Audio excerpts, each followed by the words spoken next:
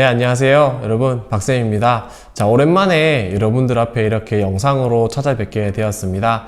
이제 2021년 군무원 채용 과정이 모두 마무리되었고요. 합격자 발표도 모두 났습니다. 여러분들 면접 준비하신다고 마지막까지 정말 고생 많으셨고요. 합격하신 분들은 너무 축하드리고, 아쉽게도 불합격하신 분들께서는 또 더 좋은 기회를 노려보시면 좋겠다라고 얘기를 해드리고 싶습니다. 올 한 해도 저희 군면성실과 되게 많은 분들이 함께 해주셨는데요. 제가 영상이나 라이브로 더 많은 시간들을 여러분들에게 찾아뵀으면 좋겠다라는 생각을 했는데, 그러지 못해서 좀 아쉽다라는 생각이 들고, 내년과 앞으로는 조금 더 많은 모습으로 여러분들에게 찾아뵐 수 있도록 제가 약속드리도록 하겠습니다. 저희와 함께 컨설팅을 진행하셨던 분들 중에서 80%라는 합격률의 성과를 달성할 수 있었습니다. 그래서 여러분들이 저희 수업을 잘 따라와 주셨기 때문에 가능한 부분들이다라고 생각을 하고요.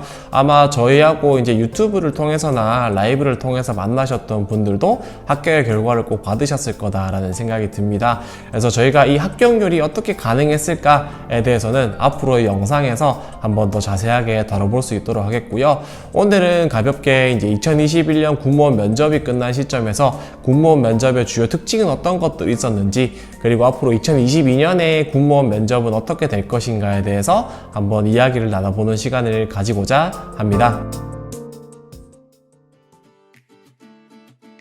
첫 번째로 이야기를 해볼 것은 바로 면접의 수준에 대한 이야기인데요. 수강생분들께서 저희가 이제 실제로 수업을 듣고 나서 면접을 보고 나서 저희한테 질문 복기를 보내주셨는데, 질문의 수준을 봤을 때 전체적으로 질문의 난이도가 작년과 비슷했다라는 결과들을 확인할 수 있었습니다. 그래서 저희가 여기 옆에 이제 이렇게 질문이 올해 어떤 질문이 나왔는지에 대해서 여러분들한테 간단하게 좀 안내를 해드릴 예정인데, 이제 질문들을 살펴보시면 작년이나 재작년 질문들과 살펴봤을 때 크게 차이가 없다는 것을 알 수가 있습니다.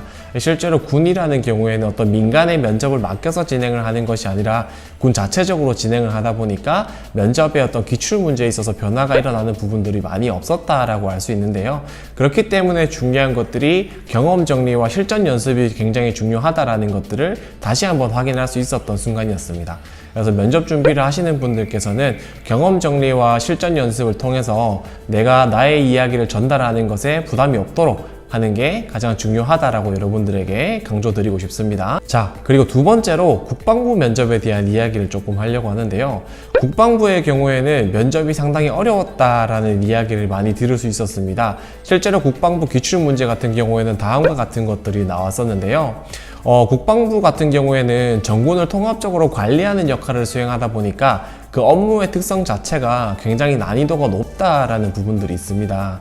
그렇기 때문에 면접에 있어서도 어떤 행정 직렬이라든지 모든 직렬들이 이제 면접의 질문의 수준이나 전공 지식에 대한 부분들을 조금 더 통합적으로 많이 물어본다라는 특성이 있었는데요. 그래서 질문들을 살펴보시면 알겠지만 일반 3군에서 일반 육군과 해군, 공군에서 내는 질문의 수준과는 또 조금 더 깊이가 다르다는 것을 알 수가 있겠습니다. 그래서 이러한 특성들을 살펴봤을 때 특히나 군무원으로서 국방부에 지원하시는 분들 같은 경우에는 면접의 수준이나 난이도가 굉장히 높을 수도 있기 때문에 평소에 전공에 대한 학습을 꾸준히 하시는 게 가장 중요하다라고 얘기를 해드릴 수 있을 것 같고요. 그리고 특히나 국방부의 경우에는 종종 군과 관련된 민원을 응대하는 경우도 있기 때문에 민원 관련된 질문들도 준비를 하시는 게 필요하다라고 얘기를 해드리고 싶습니다. 네, 그리고 다음으로는 세 번째로 상황 제시형 질문의 비중이 많이 늘어났다라는 건데요. 저희가 원래 군무원 면접을 시작을 하는 날부터 여러분들을 멘붕에 빠뜨렸던 질문이 있습니다. 바로 부모님이나 상급자가 물구덩이 혹은 불구덩이에 빠지면 어떻게 할래? 라는 질문이었는데요. 이 질문이 실제로 나왔는지에 대한 진위 여부는 밝힐 수 없었으나 실제로 면접 후기를 통해서 이러한 상황 제시형 질문들이 나온다라는 것들을 확인할 수 있었습니다. 부대 개방 행사 중에 부모님과 지휘관이 이제 건물의 잔해에 깔렸을 때 누구를 먼저 구할 것이냐 라는 질문들도 있었고요. 다음과 같은 질문들도 많이 나왔었습니다. 상황 제시형 질문들 같은 경우는 크게 두 갈래로 나뉜다라고 할 수 있겠는데요. 어떤 논리적으로 말이 되지 않는 상황에서 어떻게 판단할 것인지에 대한 상황을 제시하는 것들이 있었고요. 대표적으로 두 번째로는 우리가 직무 수행에서 실제로 발생할 수 있는 어떤 상황을 제시함으로써 그때 어떻게 판단하고 행동할 것이냐 라는 것들을 물어보는 질문들이었습니다. 그래서 이러한 질문들에 대해서 여러분들이 답변을 하시는 것에 굉장히 난감해하는 부분들을 저희도 많이 목격할 수 있었는데요. 일단 첫 번째로 논리적으로 말이 되지 않는 상황에 대한 질문에 대해서는 여러분들이 그러한 어떤 의사결정의 과정이나 혹은 사고의 흐름이 어떻게 이어지는지에 대해서 파악하기 위한 질문들이라고 생각하시면 될 것 같습니다. 사실 정답이 정해져 있는 질문은 아니고요. 여러분들이 이런 상황에 대해서 어떻게 판단하고 대처할까를 보기 위한 질문들이다라고 보시면 될 것 같습니다. 그리고 면접을 여러분들이 준비한 것에 있어서 일정한 우리가 이 멘탈을 흔들 수 있는 질문을 던짐으로써 면접을 최대한 자연스럽게 볼 수 있게끔 하는 그런 목적을 가지고 있다라고도 할 수가 있겠죠. 면접자의 입장에서는 굉장히 야속하다고 느낄 수밖에 없는 질문이기도 합니다.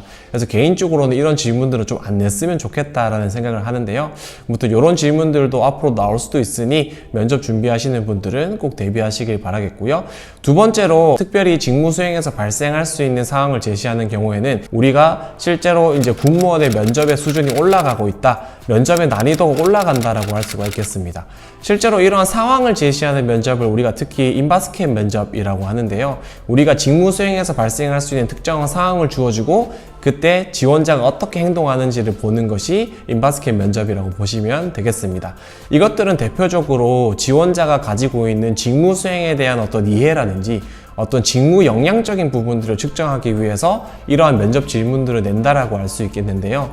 그래서 그만큼 공무원 면접에서 이러한 상황 질문들이 많이 나온다라는 것은 지원자의 어떤 직무적인 이해와 조직에 대한 이해, 그리고 역량적인 부분에서의 평가를 하겠다라는 군의 의도가 들어가 있다라고도 할 수가 있겠습니다. 그래서 여러분들이 면접 준비하실 때 반드시 군 조직과 직무, 그리고 내가 가지고 있는 역량에 대한 이해를 하시는 게 중요하다라고 얘기를 거듭 강조해드리고 싶습니다. 자, 이렇게 세 가지가 원래 군무원 면접에서 가장 특징적으로 살펴볼 수 있는 요소였는데요. 그래서 이런 것들을 통해서 앞으로 2022년 군무원 면접 같은 경우에는 어떻게 이루어질 것인가에 대해서 한번 간단하게 이야기를 해보려고 합니다.